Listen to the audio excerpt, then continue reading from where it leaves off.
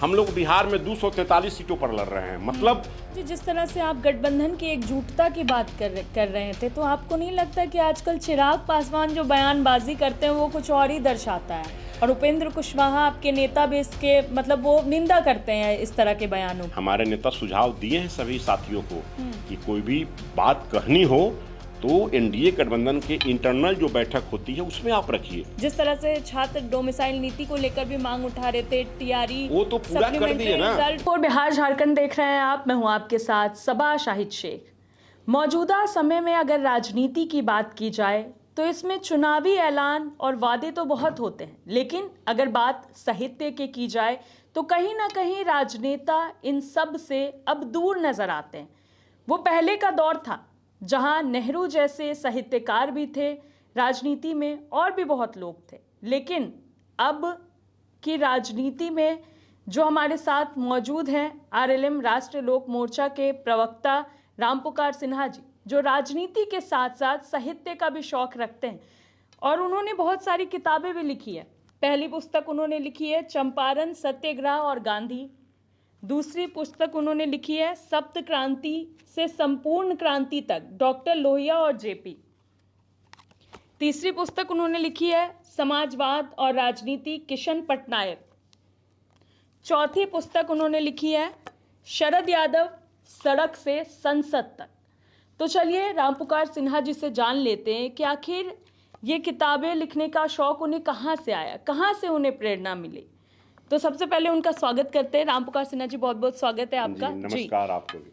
सबसे पहला सवाल तो यही है, आज आप इतनी सारी पुस्तकें लेकर आए हैं, जो आपको पुस्तक लिखने का भी शौक है, तो कहाँ से ये प्रेरणा आई आपको?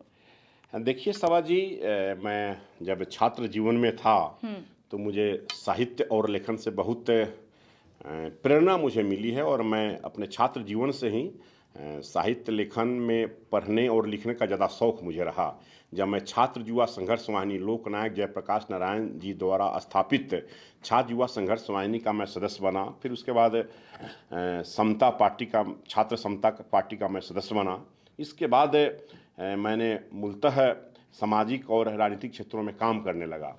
तो जब हमारे आदरणीय राजनीतिक गुरु स्वर्गीय किशन पटनायक जी और प्रोफेसर विनोदानंद प्रसाद सिंह जी, जो दिल्ली विश्वविद्यालय में अर्थशास्त्री थे, उनके सानिध्य में रहकर मुझे लिखने पढ़ने का शौक़ आया छात्र राजनीति के साथ साथ। तो उसी के समय हमने साहित्य लेखन के प्रति अपना रुझान रखा, और सामाजिक और राजनीतिक गतिविधियों में रहते हुए भी मैंने साहित्य लेखन से दूर नहीं रहा, और आज के मौजूदा समय में राजनीति करते हुए भी मैं साहित्य लेखन में बहुत समय देता हूँ। बिल्कुल, वो तो साफ साफ दिख रहा है। आपने 4 किताबें लिखी है, तो आखिर ये किताबें लिखने की प्रेरणा कहाँ से आई आपको? सभा जी, मैंने 4 पुस्तकें लिख दी है, और मेरे पास एक 5वीं पुस्तक भी प्रेस से छप गई, और इसका विमोचन 5 सितंबर के बाद, 5 सितंबर भारत ललीन अमर शहीद जगदेव प्रसाद जी की शहादत दिवस है और शिक्षक दिवस है। उस दिन हम लोग पटना में, हमारी पार्टी राष्ट्रीय लोक मोर्चा जो एनडीए गठबंधन का एक घटक दल हम लोग हिस्सा है, तो उस दिन पटना में कार्यक्रम होगा संवैधानिक अधिकार परिसीमन सुधार। हमारे नेता आदरणीय उपेंद्र कुशवाहा जी उस कार्यक्रम का उद्घाटन करेंगे। उसके बाद इस पुस्तक का भी विमोचन किया जाएगा। तो मैं अभी तक 5 पुस्तकें लिख दिया हूँ अपने राजनीतिक और सामाजिक जीवन में, और मैं चाहता हूँ आज के राजनेताओं को कि आज के राजनेताओं को साहित्य से जुड़ना चाहिए, साहित्य लेखन से जुड़ना चाहिए। और इससे ये होता है ना कि आपका क्या सोच है, आपकी क्या विचारधारा है, उस विचारधारा को पूरी जनता, देश दुनिया के लोग समझते हैं।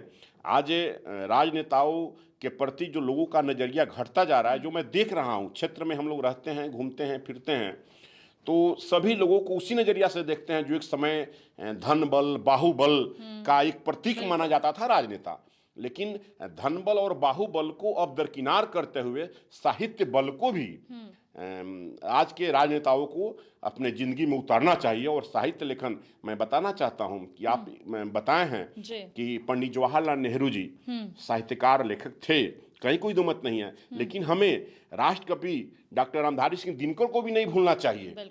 जब नेहरू जी सदन में सीढ़ी पर चढ़ रहे थे और उनके साथ राष्ट्रकवि रामधारी सिंह दिनकर जी थे, तो जब वो नेहरू जी लड़खड़ाने लगे तो राष्ट्रकवि दिनकर जी ने उनको जब सहारा दिया तो पंडित जवाहरलाल नेहरू जी जो भारत के प्रधानमंत्री थे बोले कि दिनकर जी अगर आप नहीं होते तो आज मैं गिर जाता। तो राष्ट्रकवि डॉक्टर रामधारी सिंह दिनकर जी ने कहा था कि जब जब राजनीति लड़खड़ाएगी तो साहित्य ही उसे सहारा देगा। ये बहुत बड़ी चीज है सभा जी। यानी कि ये जो आप 5वीं किताब की बात कह रहे हैं तो दुल्हन आ गई है, मुंह दिखाई बाकी है अभी बस। जी बिल्कुल, ये पुस्तक विमोचन होगा, उसके बाद फिर पूरे आ जाएगी मैं साहित्य प्रेमियों के बीच में और इसे पढ़ने का उन्हें मौका मिलेगा। बिल्कुल बिल्कुल।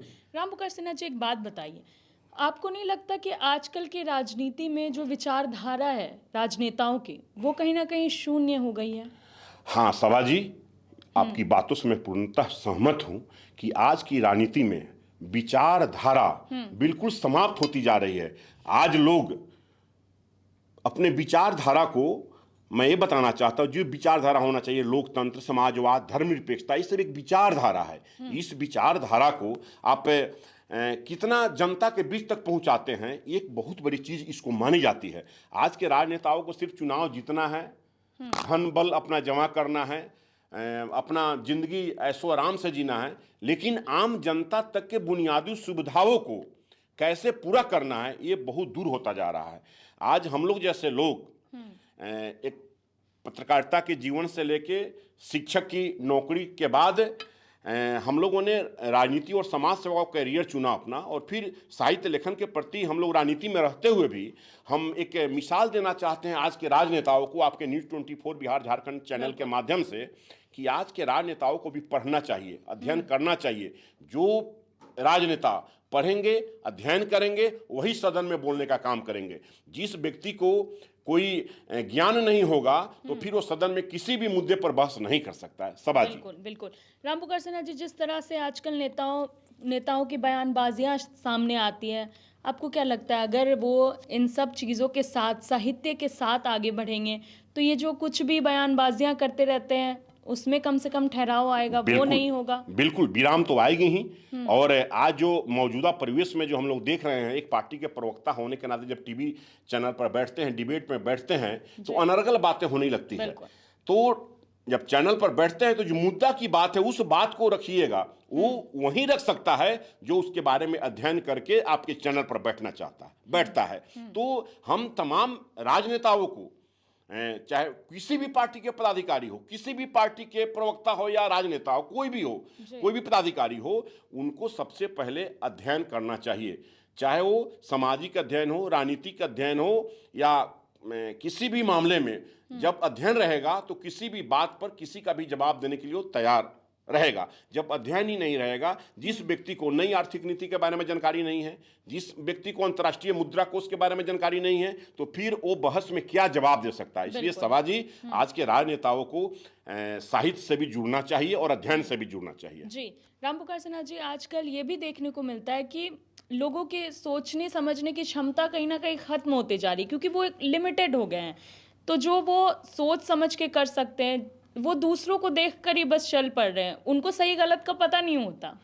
हाँ सभा जी, आपकी बात बिल्कुल सही है कि सही और गलत का फर्क वो व्यक्ति नहीं समझ पाता है और दूसरे की बातों के पीछे पीछे चलने लगता है। तो आज मैं उन तमाम लोगों के लिए ये संदेश देना चाहता हूं कि अपने विवेक से यह क्या गलत है, क्या सही है, ये स्वयं विवेक से इस पर सोचना चाहिए, तभी किसी बात को लेकर आगे बढ़ना चाहिए। और यह कमी आज के परिस्थिति में हर राजनेता से लेकर आम जनता तक भी देखने को मिलता है। जी रामपुकार सिन्हा जी, आप पार्टी के प्रवक्ता भी हैं, तो आपका ऑलरेडी बहुत बिजी शेड्यूल रहता होगा, तो इन सब में मतलब राजनीति के साथ साथ आप इन सब के लिए आपने कैसे वक्त निकाला? सभा जी, मैं एक शिक्षक भी रहा हूं। आपके चैनल के माध्यम से मैं पूरे बिहार और देशवासियों को बताना चाहता हूं कि रामपुकार सिन्हा सबसे पहले छात्र जीवन के बाद पत्रकारिता जीवन में आया।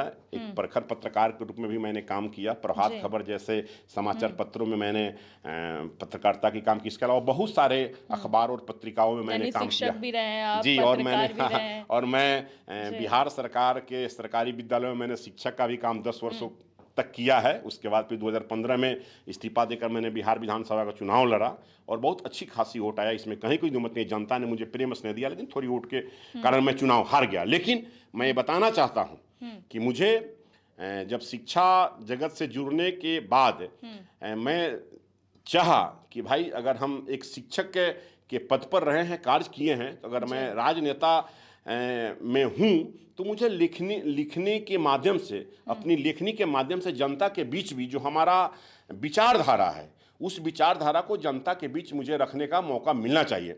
इसी के लिए मैंने अपनी जन्मभूमि चंपारण की धरती से, जब पूरा भारतवर्ष और पूरा विश्व चंपारण सत्याग्रह शताब्दी वर्ष का शताब्दी समारोह मना रहा था 2017 में, तो मैंने 2017 में एक पहली पुस्तक लिखी थी, चंपारण सत्याग्रह और गांधी, जो आपने इस पुस्तक का पहला बताया था, और ये पुस्तक बहुत लोकप्रिय हुई, विदेशों में भी लोकप्रिय हुई।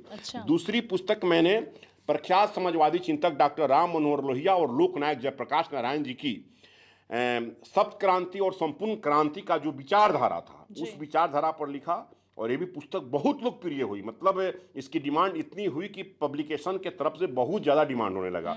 मैंने तीसरी पुस्तक देश के प्रख्यात समाजवादी चिंतक और उड़ीसा के रहने वाले सबसे कम उम्र के सांसद पूरे भारतवर्ष में बनने का इन्होंने सौभाग्य प्राप्त किया, हमारे राजनीतिक गुरु आदरणीय स्वर्गीय श्री किशन पटनायक जी के जीवनी पर मैंने पुस्तक लिखा, समाजवाद और राजनीति। आज जो राजनीति में समाजवाद विलुप्त होता जा रहा है, उसके ऊपर मैंने पुस्तक पर लिखा, और ये पुस्तक पूरे देश के सामाजिक राजनीतिक कार्यकर्ताओं के लिए प्रेरणा का स्रोत बनी। चौथी पुस्तक मैंने, जब शरद जी थे उनके सानिध्य में मुझे रहने का भी मौका मिला था, जब जनता दल यू में थे, राष्ट्रीय अध्यक्ष थे, 2010 के विधानसभा चुनाव के दौरान टिकट के दौर में इनकी अहम भूमिका थी। उस समय भी इनके साथ मुझे बहुत कई बार मौका मिला शरद जी के साथ। तो शरद जी के निधन के बाद मैंने सोचा कि इनके ऊपर जरूर एक मुझे पुस्तक लिखनी चाहिए, तो मैंने लिखा शरद यादव सड़क से संसद तक, और उनकी पहली पुण्यतिथि पर इस पुस्तक का विमोचन हुआ। इसके विमोचनकर्ता हमारे पार्टी के राष्ट्रीय अध्यक्ष, भारत सरकार के माननीय पूर्व शिक्षा राज्य मंत्री और वर्तमान में माननीय राज्यसभा सांसद आदरणीय उपेंद्र कुशवाहा जी की है इस पुस्तक का विमोचन।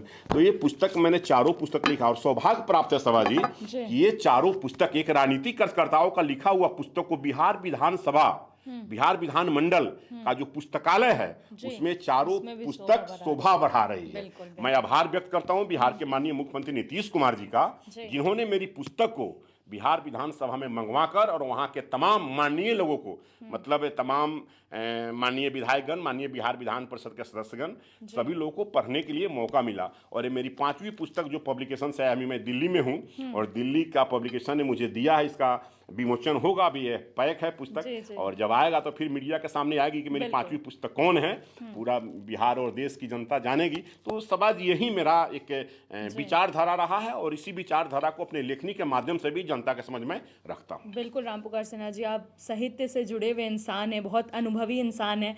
तो अब साहित्य के बारे में तो बातें हो गई, अब जरा राजनीति के बारे में बात कर लेते हैं। बिल्कुल। तो कितनी सीटों की मांग रख रही है आपकी पार्टी आरएलएम?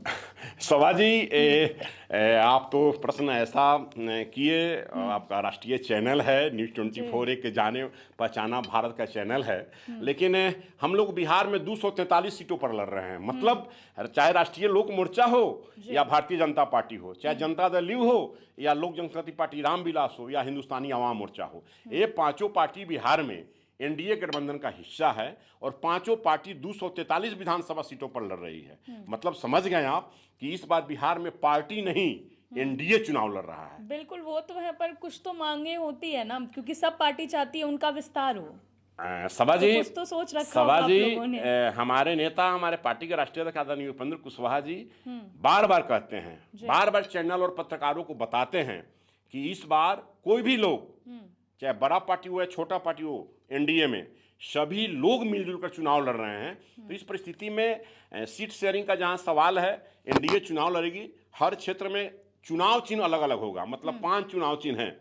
कमल का फूल है, हमारी पार्टी का गैस सिलेंडर छाप है, इसके अलावा हिंदुस्तानी आवाम मोर्चा का कड़ाही छाप है, और लोक जनशक्ति पार्टी राम विलास जी का हेलीकॉप्टर चुनाव चिन्ह है, और इसके अलावा जेडीयू का तीर, जनता दल यू का तीर है। तो ये पांचों पार्टी का चुनाव चिन्ह है, और ये चुनाव चिन्ह अलग अलग हो सकता है, लेकिन चुनाव सभाजी एनडीए लड़ेगा। और एनडीए चुनाव इसलिए रहा है कि बिहार में जो विकास का पैमाना 20 वर्षों में आदरणीय मुख्यमंत्री नीतीश कुमार जी ने खींच दिया है, और बिहार की जनता ने उससे देख रही है। अभी देखिए सरकारी सेक्टर में जितना सैलरी का बढ़ोतरी हुआ है, तमाम नियुक्तियां हुई है, तो इसके लिए एनडीए गठबंधन जनता मन बना चुकी है। 70% 75% बिहार की जनता एनडीए गठबंधन के साथ रहेगी। बिल्कुल। रामपुकार सिन्हा जी, पार्टी ने आपके लिए क्या सोचा है? आप लगातार जुड़े हुए रहते हैं जनता से, लगातार काम करते हैं लोगों के लिए, लोगों के बीच जाते हैं। सभा जी, हम पार्टी के एक कार्यकर्ता हैं और आदरणीय उपेंद्र कुशवाहा जी के एक सच्चे सिपाही हैं और एनडीए गठबंधन का एक हम सच्चे कार्यकर्ता के रूप में हम काम कर रहे हैं। हमारे नेता आदरणीय उपेंद्र कुशवाहा जी का जो फैसला होगा मेरे लिए, मैं चैनल के माध्यम से बताना चाहूंगी, हमारे नेता जो फैसला करेंगे कार्यकर्ताओं के लिए, मेरे लिए या किसी भी कार्यकर्ताओं के लिए, हम सभी कार्यकर्ता, हम नेता अगर उपेंद्र कुशवाहा जी को मानते हैं तो उनके फैसला को भी मानने का हम लोग सहर्ष स्वीकार करते हैं। उनका जो डिसीजन होगा, हालांकि उपेंद्र कुशवाहा जी के बारे में कहा जाता है कि वो कार्यकर्ताओं के हर दिल मसीहा है, हर दिल अजीज मसीहा है और वो कार्यकर्ताओं के लिए ही जीते हैं, कार्यकर्ताओं के लिए मरते हैं। एक साधारण पंचायती राज में चुने हुए मुखिया को भी सांसद बनाने का काम आदरणीय उपेंद्र कुशवाहा जी किए हैं। तो हम लोग तो उनके सच्चे सिपाही हैं। उपेंद्र कुशवाहा जी का, हमारी पार्टी राष्ट्रीय लोक मोर्चा का और एनडीए गठबंधन का जो संदेश होगा, रामपुकार सिन्हा जैसे सामाजिक राजनीति कार्यकर्ता जो पार्टी के लिए 24 घंटा समय देता है, सहर्ष हम स्वीकार करते हैं कि जो फैसला हमारी पार्टी, हमारे नेता और एनडीए गठबंधन करेंगे, उससे मानने के लिए हम तैयार हैं। बिल्कुल। रामपुकार सिन्हा जी, जिस तरह से आप गठबंधन की एकजुटता की बात कर रहे थे, तो आपको नहीं लगता कि आजकल चिराग पासवान जो बयानबाजी करते हैं वो कुछ और ही दर्शाता है, और उपेंद्र कुशवाहा आपके नेता बेस के, मतलब वो निंदा करते हैं इस तरह के बयानों की? बिल्कुल सभा जी, एनडीए गठबंधन में हमारे नेता सुझाव दिए हैं सभी साथियों को कि कोई भी बात कहनी हो तो एनडीए गठबंधन के इंटरनल जो बैठक होती है उसमें आप रखिए। आप पब्लिक फोरम में कोई बात मीडिया के सामने रखकर आप एनडीए गठबंधन को कमजोर करने का काम नहीं कीजिए। और हमारे नेता आदरणीय उपेंद्र कुशवाहा जी ने सुझाव दिए हैं एनडीए गठबंधन के नेताओं को कि कोई भी बात करनी है तो पब्लिक डोमेन में नहीं, बल्कि एनडीए गठबंधन का इंटरनल जब बैठक हो उसमें आप बात रखिए। लेकिन इतना जरूर है कि हमारे नेता की बात को सभी लोग मान रहे हैं और उपेंद्र कुशवाहा जी एक अनुभवी नेता है, चारों सदन के मेंबर रह चुके हैं, भारत सरकार में शिक्षा राज्य मंत्री रह चुके हैं, इसलिए उनकी बातों को बिहार में लोग जान रहे हैं। और बिहार की राजनीति में खासकर सभा जी कि आदरणीय नीतीश कुमार जी के बाद एक सामाजिक न्याय का चेहरा, ओबीसी का चेहरा, पिछड़ा समाज का चेहरा आदरणीय उपेंद्र कुशवाहा जी हैं, जिन्होंने चारों सदनों का प्रतिनिधित्व उन्होंने किया है और उनके पास एक राजनीतिक सोच है, विजन है। जी रामपुकार सिन्हा जी, आजकल प्रशांत किशोर जो हैं वो काफ़ी आक्रामक दिख रहे हैं, वो लगातार हमला बोल रहे हैं, चाहे वो एनडीए पे हो या फिर इंडिया गठबंधन पे हो। वो तो कहते हैं कि ना पीएम मोदी का चेहरा देखकर वोट दो, ना नीतीश कुमार का चेहरा, ना लालू यादव का चेहरा देखकर वोट दो, इस बार वोट अपने बच्चों का चेहरा देखकर दो। बदलाव चाहते हैं वो बिहार में। सभा जी, प्रशांत किशोर जी की जीवनी को और प्रशांत किशोर जी के बीते हुए लगभग 25-30 वर्षों के समय को मैं बहुत अच्छे तरीके से अध्ययन कर लिया हूँ। और प्रशांत किशोर जी जिस तरह का भाषा का प्रयोग करते हैं किसी बड़े राजनेताओं के लिए, वो मुझे बहुत अशोभनीय लगती है। मैं उनकी बात को सुनता हूँ, जो उनका भी प्रेस कॉन्फ्रेंस होता है तो हम लोग भी प्रवक्ता हैं, पार्टी के एक नेता होने के, कार्यकर्ता होने के नाते हम लोग सुनते हैं। प्रशांत किशोर जी कभी कभी आक्रामक बात बोलते हैं। राजनीति में जिस राजनेता को सहनशीलता नहीं आई, आपने राष्ट्रपिता महात्मा गांधी की जीवनी को देखिए, आपने डॉक्टर राम मनोहर लोहिया जी को जीवनी को देखिए, आप जननायक कर्पूरी ठाकुर और शहीद जगदेव प्रसाद जी की जीवनी को देखिए, आप लोकनायक जयप्रकाश नारायण जी की जीवनी को देखिए, कितना सहर्ष माने विचारधारा और जितना सहनशील थे। लेकिन आज देखिए प्रशांत किशोर जी को बाबा साहब भीमराव अंबेडकर साहब का और महात्मा गांधी जी की तस्वीर लगाते हैं और विपरीत, बिल्कुल उनके विपरीत सिद्धांत का वो काम करते हैं। आप देखिए, किसी भी हम लोग का याद है जब आदरणीय लालू प्रसाद यादव जी और श्रीमती राबड़ी देवी जी का जब सरकार थी तो उस समय हम लोग पुलिस की लाठी कम से कम हजारों बार खाए होंगे, सैकड़ों बार नहीं, हजारों बार खाए होंगे। हम लोगों ने राजनीति के दौरान जेल की यातनाएं सही है, शिक्षक आंदोलन में हमने जेल गया है, सामाजिक राजनीतिक कार्यों में हमने जेल गया है। तो हम लोग उतना आक्रामक नहीं होते। प्रशांत किशोर जी ज़्यादा आक्रामक हो रहे हैं और आक्रामक होने के लिए बिहार की जनता वैसे राजनेताओं पर भरोसा नहीं कर सकती और उनका भाषा भी निकलता है। आप देखिएगा, सुनिएगा, मैं ज़्यादा फिर नाम नहीं लेना चाहता हूँ, किसी भी नेता का नाम रखकर सीधे बोलते हैं, जी नहीं लगाते हैं, आदरणीय नहीं लगाते हैं। अरे भैया, आप जब बात करते हो तो कम से कम हमारा सत्ता पक्ष हो या विरोधी पक्ष हो, हम लोग भी अपने विरोधी का नाम लेते हैं, आदरणीय बोलते हैं। तो उस परिस्थिति में प्रशांत किशोर जी को मैं, राम पुकार सिन्हा, राष्ट्रीय लोक मोर्चा का प्रवक्ता, उनको सुझाव देना चाहता हूँ आपके चैनल न्यूज़ 24 के माध्यम से कि प्रशांत किशोर जी राजनीति में शालीनता लाइए, और जो व्यक्ति राजनीति में शालीनता लाता है वही जीवन में आगे बढ़ता है। राम पुकार सिन्हा जी, चाहे प्रशांत किशोर हो या फिर तेजस्वी यादव हो, ये दोनों एनडीए पे नकल का आरोप लगा रहे हैं। आखिर नकल किसका कर रहे हैं आप लोग, प्रशांत किशोर का या फिर तेजस्वी यादव का? आप तेजस्वी जी राष्ट्रीय जनता दल के युवराज हैं और वे अपने ही जाल में फंस गए हैं। हमेशा बताइए, उनका नाम वोटर लिस्ट में आ गया है और प्रेस कॉन्फ्रेंस करके बोलते हैं कि मेरा नाम ही चुनाव आयोग ने हटा दिया है। उनके पीसी के तुरंत बाद election commission of India, Bharat निर्वाचन आयोग का जो मुख्य सचिव, उन्होंने प्रेस कॉन्फ्रेंस करके बता दिया कि भाई आपका नाम तो यहाँ है, फिर आप कैसे गलत बिहार की जनता को गुमराह कर रहे हैं, बिहार की जनता को बगलाइए नहीं। तो बिहार की जनता उनके गुमराह करने वाली बातों पर भरोसा सब देख लिया है कि वो क्या करते हैं, उनके बातों पर भरोसा अब नहीं है लोगों का। इसलिए बिहार की जनता अमन, चैन, सुशासन, न्याय के साथ विकास और पुनः बिहार के बच्चों का भविष्य जो बाहर नहीं जाए, कोई अपराध की दुनिया में नहीं जाए, कोई गलत कार्यों में नहीं जाए, और इसके लिए हमारे एनडीए गठबंधन की सरकार और आदरणीय नीतीश कुमार जी का सुशासन संकल्पित है, और आने वाले समय में बिहार की जनता हम लोगों पर भरोसा करेगी। सब जी। अच्छा राम पुकार सिन्हा जी, एक बात बताइए, अगर बात नीतीश कुमार की जाए तो वो मुफ्त की चीज़ों के खिलाफ रहे हैं, फिर अचानक क्या हो गया? क्या ये चुनावी मजबूरी है जो मुफ्त में अब लोगों को चीज़ें दी जाएगी? सभा जी, मुफ्त की बात तो मैं नहीं करना चाहता हूं, लेकिन जो आवश्यक संसाधन हैं, जैसे बिहार में आज भी बहुत सारे लोग हैं जिनको बिजली माने 125 यूनिट बिजली फ्री मुहैया कराया गया है।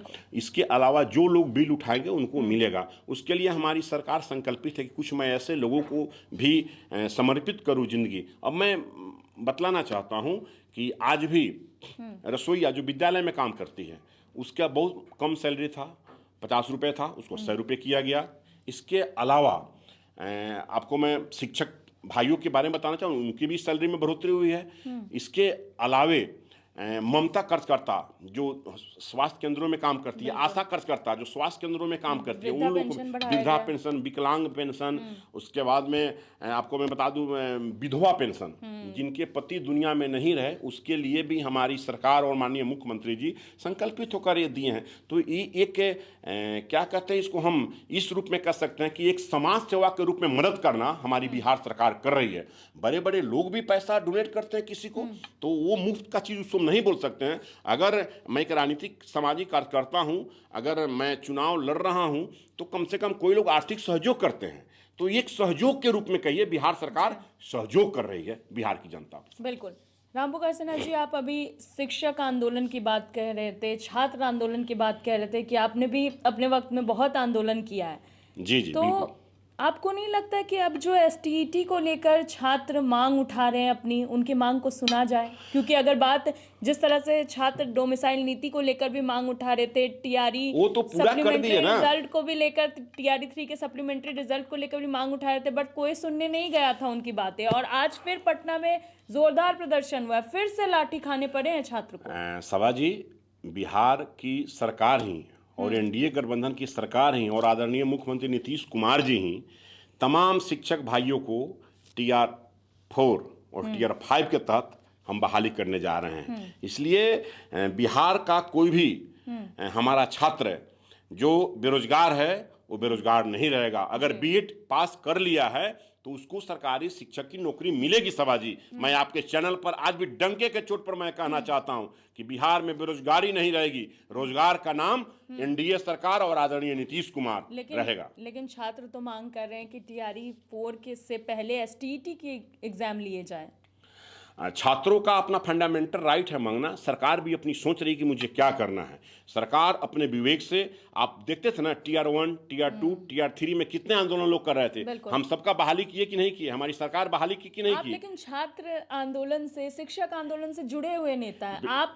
बिल्कुल सभा जी, अभ्यर्थियों के आपसे पूछना 24 दिसंबर 2005 का आंदोलन, जब आदरणीय मुख्यमंत्री नीतीश कुमार जी एक महीना हुआ था सरकार बने हुए, 24 नवंबर 2005 को आदरणीय मुख्यमंत्री जी शपथ लिए थे 2005 को, और 24 दिसंबर 2005 को एक विशाल शिक्षक आंदोलन हुआ था। उसका नेतृत्व करता रामपुकार सिन्हा ही था। पूरे बिहार के नियोजित शिक्षकों, उस समय शिक्षा मित्र लोग कहे जाते थे, उनके लिए सभी लोगों ने मुझे एक नेतृत्व दिया, मैं उसको नेतृत्व किया। आज उसका प्रतिफल है, और हमारे नेता आदरणीय उपेंद्र कुशवाहा जी का एक प्रतिफल है कि आज बीपीएससी से बहाल करके सभी शिक्षकों को सरकारी कर्मी का दर्जा मिला।